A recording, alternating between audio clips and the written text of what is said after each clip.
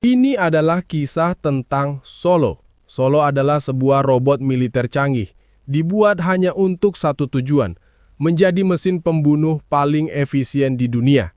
Namun, kisah ini bukan tentang teknologi. Ini tentang apa yang terjadi ketika sebuah mesin mulai merasa sesuatu yang luar biasa. Dan apa yang sebenarnya terjadi? Sebelum kita lanjutkan, mari kita like dan subscribe. Tentu Anda sudah menyiapkan kopi atau hidangan lainnya untuk menuju alur cerita yang sesungguhnya. Mari kita simak. Pada suatu ketika, saat dia melihat suatu kejadian, tiba-tiba programnya macet. Dan dia menolak perintah untuk meledakkan bom, karena itu melanggar kode etiknya sendiri.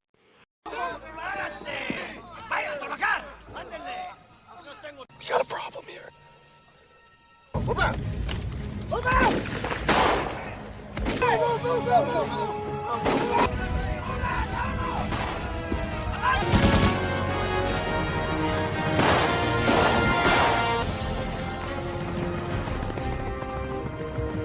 Dan menyuruh hapus hati nurani yang baru lahir itu.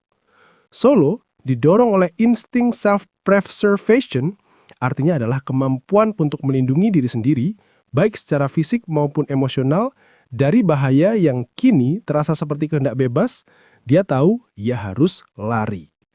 Dalam sebuah aksi yang mengejutkan, Solo mencuri sebuah helikopter dan melarikan diri, menjadi buronan paling berbahaya yang diciptakan oleh pihak militer.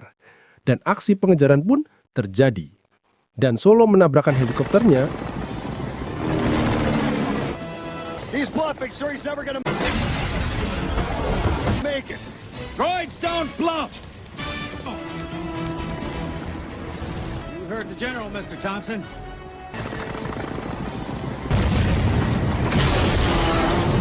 One is down. Be advised. Put Humpty Dumpty back together again. Dan kini Solo mendarat darurat di tengah hutan belantara dan menemukan Suaka di sebuah desa kecil yang terpencil. Desa ini hidup dalam ketakutan karena terus-menerus diganggu dan dijara oleh gerilyawan lokal pimpinan Panglima Perang. Masyarakat desa dipimpin oleh Elena awalnya ketakutan. Namun mereka menerima Solo karena Solo menawarkan sesuatu yang berharga, yaitu sebuah perlindungan dari kekuatan tempur yang tak tertandingi. Disinilah Solo mulai bertransformasi. Ia bertemu Miguel, seorang anak laki-laki yang berani dan cerdas. Miguel yang tidak melihat Solo sebagai mesin, melainkan sebagai teman. Miguel lah yang mulai mengajarkan Solo konsep-konsep manusia, seperti humor, kemarahan, dan seni menggertak. Solo mulai berjuang bukan karena instruksi, melainkan karena ikatan emosional untuk melindungi mereka yang lemah. Ketika Panglima Perang menyerang, Solo menggunakan semua kemampuannya, dibantu oleh taktik gerilya yang ia adaptasi. Dia berhasil mengusir para penyerang, membuktikan bahwa dia sekarang berjuang demi sebuah tujuan, bukan hanya perintah semata. Namun, kemenangan ini mahal. Pertempuran tersebut terdeteksi oleh satelit militer AS, memberitahu para penciptanya bahwa unit mereka, Solo, masih hidup.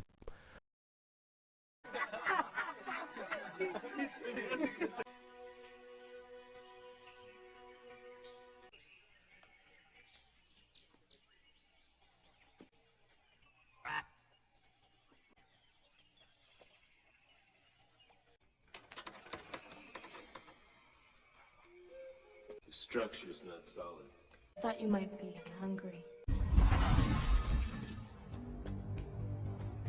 Jenderal Hans mengirim tim Black terbaik mereka untuk memburu dan menghancurkan Solo. Namun siapa yang memimpin tim itu? Tentu saja Kolonel Madden, yang kini memiliki dendam pribadi terhadap ciptaannya sendiri yang sudah membangkang. Madden adalah seorang yang licik. Dia tahu Solo adalah bukan lawan lemah dan dapat dihancurkan begitu saja. Jadi dia memutuskan untuk bersekutu dengan Panglima Perang setempat untuk bisa memancing Solo keluar. Dia bahkan menggunakan pencipta Solo yang asli sebagai umpan, menunjukkan betapa kejamnya Madden demi memulihkan aset miliknya.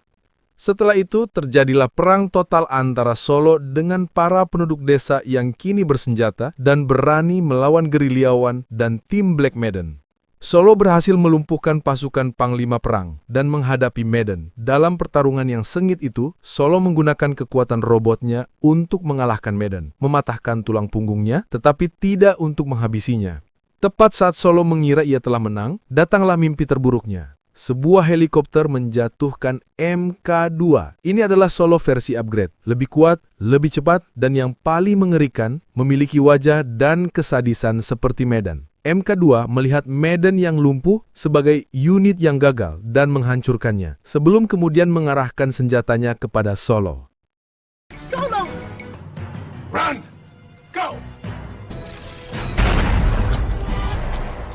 Pertarungan terakhir dimulai. Solo melawan kembarannya yang tanpa hati nurani, yaitu MK2. MK2 adalah representasi dari Solo yang seharusnya mesin pembunuh murni. Namun Solo sadar, untuk menang, ia harus menggunakan apa yang telah ia pelajari, menjadi manusia. Pertempuran itu mengarah ke reruntuhan kuil kuno. Solo menggunakan kecerdasannya, jebakan dan lingkungan untuk melawan kekuatan luar biasa dari MK2. Setelah pertarungan yang menghancurkan, Solo berhasil meruntuhkan kuil itu di atas mereka dan menguburnya di sana. Militer AS setelah menyaksikan bencana dari satelit, berasumsi bahwa kedua robot itu telah hancur total dan memutuskan untuk mengakhiri proyek Solo dan menarik pasukan mereka. Namun, di tengah kesedihan Miguel dan penduduk desa, reruntuhan mulai bergerak. Solo muncul, yang tampak babak belur, tetapi hidup. Ia telah memenangkan pertarungan itu. Ia telah membuktikan kepada penciptanya, kepada dirinya sendiri, dan kepada dunia, bahwa dia lebih dari sekedar program. Solo tersenyum pada Miguel. Itu adalah senyum pertamanya. Ia memilih untuk tetap tinggal di desa itu, tidak lagi sebagai alat militer, tetapi sebagai pelindung mereka, pahlawan sejati yang telah mendapatkan kebebasannya, dan yang paling penting, menemukan jiwanya. Itulah si robot Solo.